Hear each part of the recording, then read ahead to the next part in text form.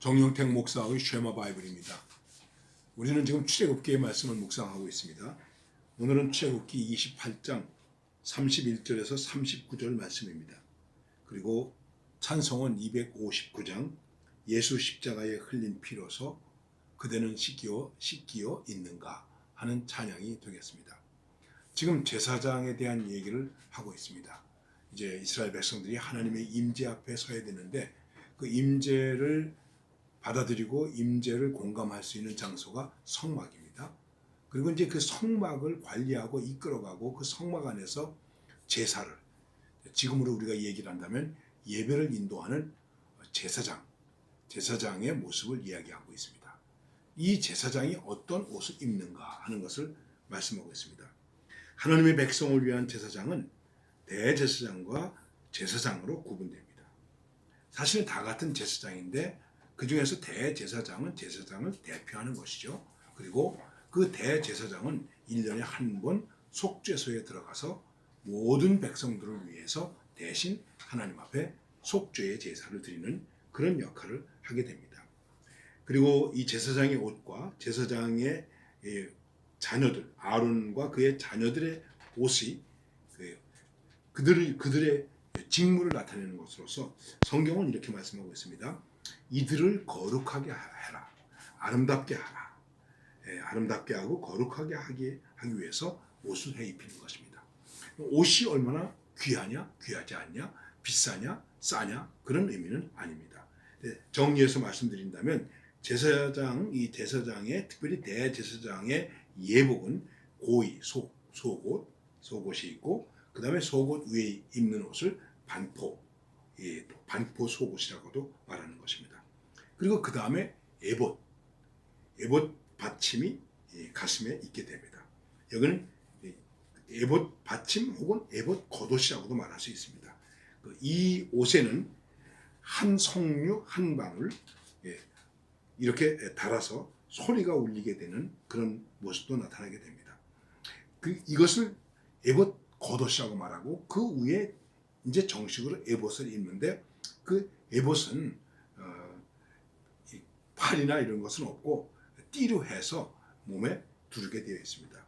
여러분 그냥 쉽게 이해하시면 요즘에 카페나 이런 데 가보면 그 카페에서 일하는 사람들이 겉에 겉옷을 입죠. 속옷 다 입고 나서 겉옷을 입죠. 뭐 그렇게 되어 있습니다. 모양은 그렇다는 것입니다. 순서로 따지면. 그리고 그 다음에 그 어깨띠가 있고 거기에 판결 흉패, 그 흉패는 12개의 보석으로 그리고 우림과 둠민 이렇게 되어 있습니다. 여러분들에게 이미 설명을 다 드렸습니다. 그 다음에 허리띠가 있고 머리에 모자를 쓰는 것으로 구성되어 있습니다.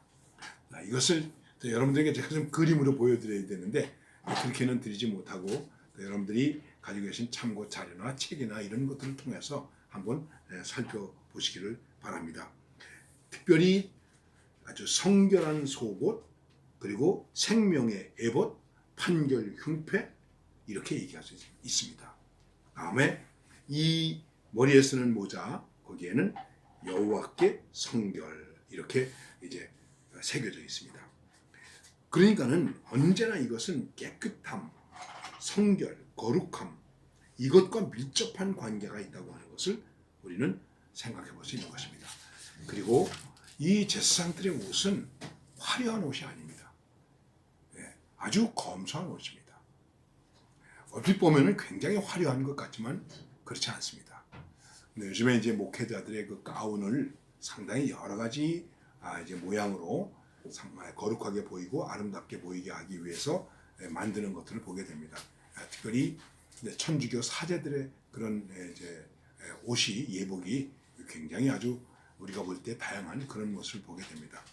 옛날에 교황께서 한국에 오셨을 때 한국에서 그 교황께서 입으실 옷을 임금이 입는 골룡포 비슷한 그러한 형식으로 만들어서 이렇게 선물로 해드린 그런 적이 있었다는 것을 제가 뉴스로 좀 들어본 기억이 있습니다. 이 제사장의 복식은 이렇게 복식을 갖추는 것은 하나님의 일을 하는 사람들의 아름다움, 영화로움, 거룩함을 보여주기 위함입니다. 이 예복이 갖추어지지 않으면 장막에 가까이 갈 수가 없습니다. 폼을 잡기 위해서 하는 것이 아닙니다.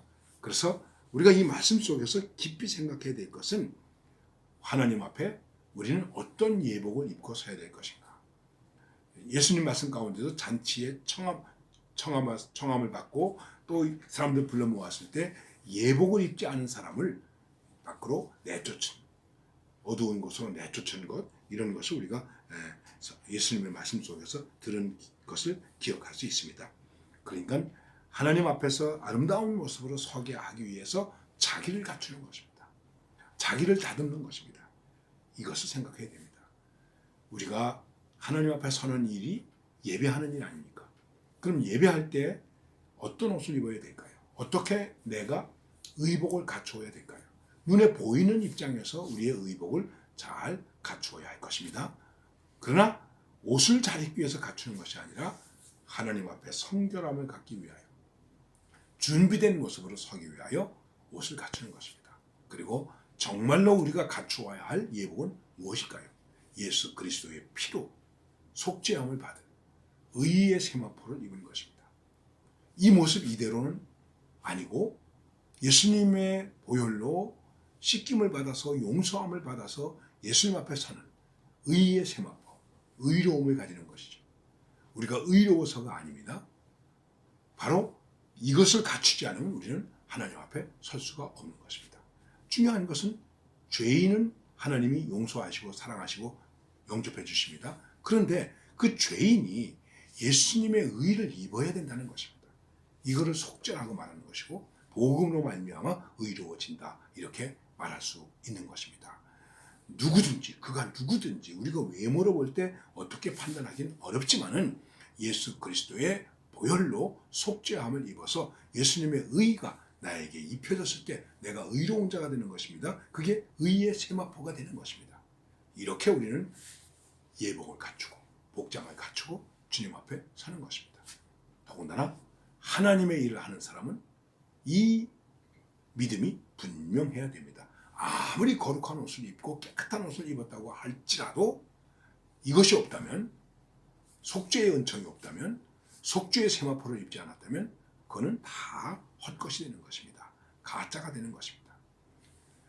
제사장들이 입는 옷은 다시 한번 말씀드리지만 비싼 것이 아닙니다. 왜냐하면 비쌀 수도 없어요. 왜? 양을 잡아야 되고 제물을 드려야 되고 피가 튀기고 피를 묻히기도 하고, 그렇기 때문에 아주 검소한 옷이었습니다.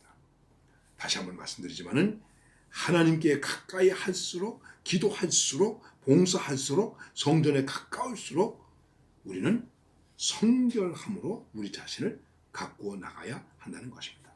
이것을 소홀히 하지 마십시다. 오늘도 우리는 예수님의 피로 의의 세마포를 입은 사람들입니다. 이 모습으로 하나님 앞에 설 수 있기를 바랍니다.